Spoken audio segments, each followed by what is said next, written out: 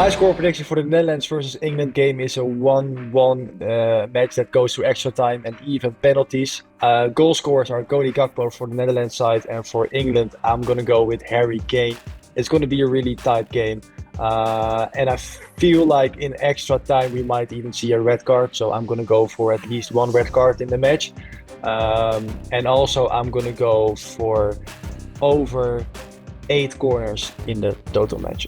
Yeah, the mood right now is kind of a relief, and also, yeah, some kind of confidence, because we feel like, okay, we have beat Turkey, a strong opponent, and we feel kind of we can do the same against England. So for one part it's relief, and for the second part it is also a lot of confidence.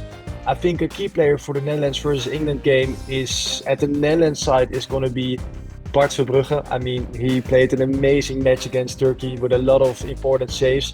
And I feel like, against top players as Harry Kane, Jude Bellingham, he needs to be again at his A level. So I think that's a key player for the Netherlands.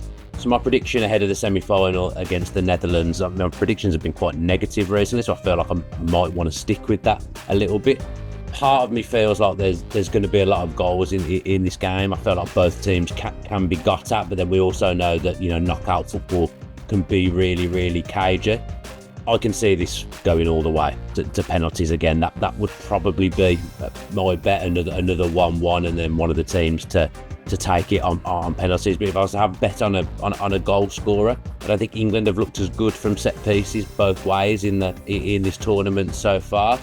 I'd have a bet on a Premier League player to score a header. My bet would be Virgil van Dijk. He scored a lot of headers towards the end of the season for Liverpool. So if I was to put a crazy bet on, I'd bet on Virgil van Dijk to score a header anytime. Tactically now, it's going to be interesting for England going into this game against the Netherlands, because the three at the back, although it wasn't perfect, there was definitely more positive signs than we've seen in the previous games. England did look a bit more balanced.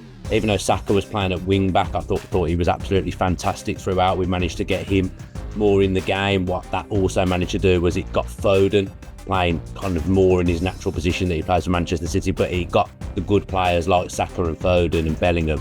They were all a little bit closer together. Although I'm not ecstatic with how we've played to be in the semis, I'm really excited. My goal of the tournament, it has to be Jude Bellingham, just for the... in fact, it was in the 95th minute. England are about to have a really embarrassing defeat and be on their way back home. The manager's about to become one of the most hated men in the country. The players probably exactly the same. And Jude Bellingham's pulled out a bicycle kick in the 95th minute when it hasn't looked like England are going to score at any point during that game. It was just the technique was absolutely incredible. And I'm saying it's the goal of the tournament for me so far. In a way, it's sad as well, because it just shows you how much ability these England players have, but we're just not seeing it on a game-to-game basis. I mean, Bellingham, let's not come on, Bellingham. What a goal. I made a joke on Instagram. I said it wasn't a bicycle. It was like a bicycle. But it was just to wind up my English friends. A bicycle was the goal Ronaldo scored against Juventus, but that was just to wind them up. What a goal, the timing. Did anyone believe that England was going to score at that point? I don't think so. It wasn't like, corner kick, let's score. No, that's not the feeling I got at Artsfield. Even there's that BBC presenter like interviewing, and then they score and all screaming. I don't think anyone really believed, but that's why he's such a talent. I think Jude Bellingham's goal was spectacular. It was a very good goal, and it was a very important goal because England was so close to be out of the Euro Cup. So it was a very, very, very, very important goal, and a very nice goal as well with the bicycle kick. One of the rare goals that we see. I think only 4 players scored the bicycle kick in the Euros, or 3 players with Bellingham, 4 players. The Jude Bellingham bicycle kick is all of this. So obviously it was crucial because it's an equalizer. It was at the very last second, and it was an amazing goal. A bicycle kick at that stage of the competition, to have the nerves to try this, it's world class. I'll give it to Shaqiri. His goal was amazing. The technique was good. The timing, and also the thinking. He need not to control the ball. He just hit it first time, and it was a beautiful goal, well taken goal by a great player, a player that always steps up for Switzerland in major tournaments, and he does it in style. All the goals that he scored in these big tournaments, he scores them in style. So I'll give it to him. It's been okay thus far, and it's now starting to get more interesting with the the knockout stages. I think it's a period whereby now teams need to step up, because if you make a mistake, there's no coming back. So the stakes are high, and now the hype is increasing, the interest is increasing as well, and also the excitement is also increasing. Most of them they go for the favorites. Your Spain and England. Although when it comes to England, there's still that debate that England has great players, but they don't have a team. They seem to not connect. There's no synergy when they play, and they do well in the big tournaments, but at the end they disappoint. So there's still that debate about it, but it's a healthy debate. The key of getting through a semi-final at the Euros is start very, very focused.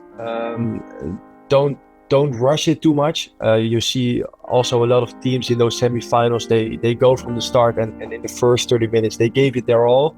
But I feel like those games are always 90 minutes and often more. So I feel like, for one, you shouldn't rush all your energies in those semi-finals, but also be very focused. I mean, in those games, you play the best opponent, and focus is going to be key.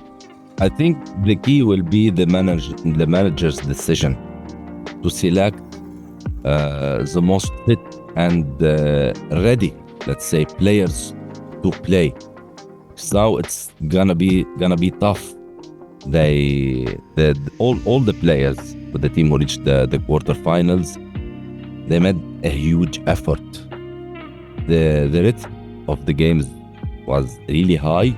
No doubt the players are tired, so now it's up to the managers to select the most fit players to benefit from them and to reach the semi-finals and then the final. Now we're gonna see a lot of changes in the first 11 in each team.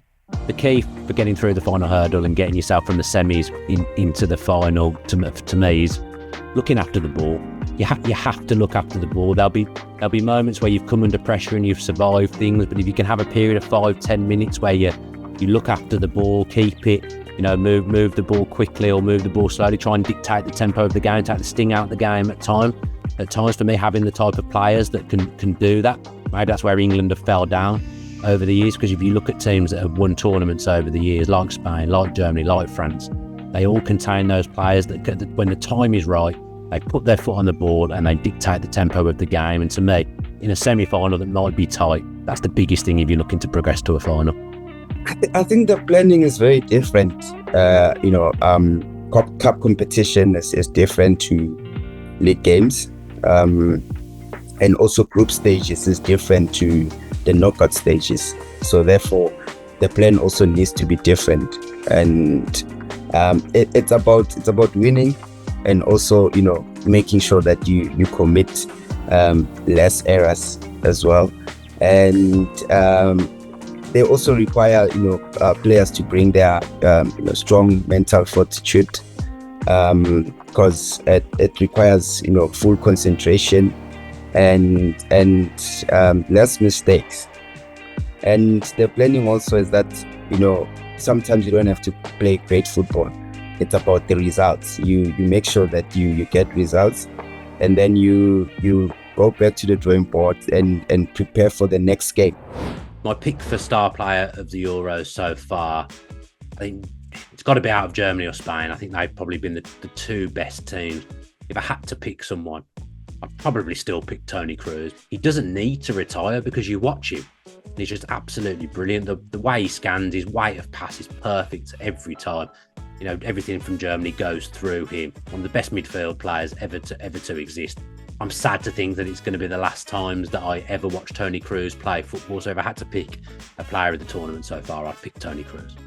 Yeah, so one of my star players this tournament at the Euros 2024 is Toni Kroos. I mean, he is one of the GOATs for Germany on the midfield. I feel like without him, Germany is going to miss a big player on the midfield that's able to create chances from open space. Toni Kroos is known for his passes, but also the way he makes sure the defense is tight and the squad is holding it together. I feel like whenever he's playing, for one, he's able to create a lot of attacks, but also he makes sure the team is standing really tight and well packed together. So for one, I think he's a really complete player. One we will remember for sure whenever you see a beautiful free kick or a beautiful pass. I know for sure Germany is going to miss him a lot.